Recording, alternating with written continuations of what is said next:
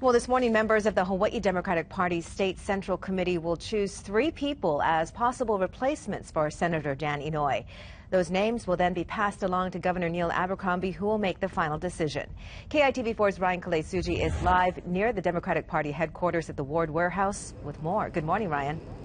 Hey, Joe, good morning to you. That's right, we're here at the Ward Warehouse where local Democrats will be meeting at about 8 o'clock this morning to make that decision and narrow that list of 14 down to 3 potential candidates. I'm joined this morning by our very own political analyst, Neil Milner. And Neil, we have 14 names on this list. Is there any 3 that kind of stand out to you that you think will kind of be sort of rise to the top and be taken to the governor for consideration? Well, when the senator died, he tried to make the list.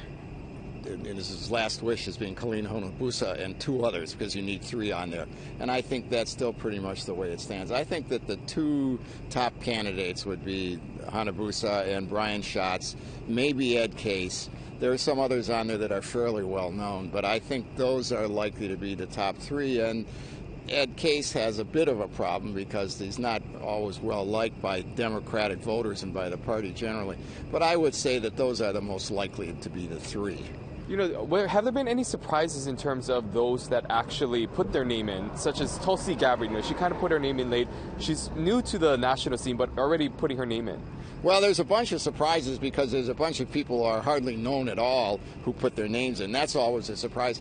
I suppose Tulsi Gabbard was a little bit of a surprise, but, she didn't get where she is right now by being unwilling to take certain kind of risks. Why she put her name in, I don't know. How much of a chance do you think she has?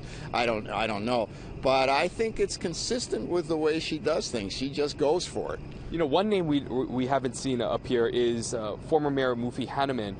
Were you surprised at all that he didn't submit his name in? No, I wasn't surprised for 2 reasons. One of which is that the governor and he don't get along very well from the last campaign.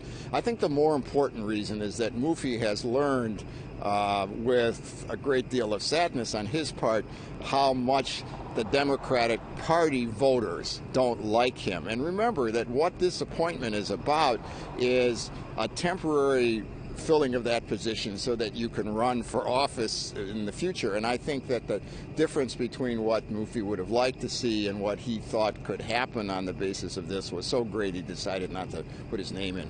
And how long do you think it will take for this appointment to happen? I mean, we're looking at, this looming fiscal cliff. Do you think this is going to be something that's going to be done fairly quickly? Oh, yeah, it's going to be done real fast. It's not like the governor doesn't know these people, and there's a lot of pressure from the Democrats in the Senate to do it quickly. And why not? You want a person there as quickly as possible. So I think there's no official time limit, but I think it's going to happen very fast.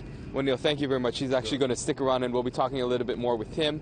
Coming up in our next half hour, we'll kind of dig a little deeper into what could potentially happen in Hawaii's political landscape if a current sitting representative is to be named in that position. We'll have more for you coming up in about half an hour. Joe, back to you. All right, Ryan, thanks a lot. Lots of political shuffling that may happen very soon.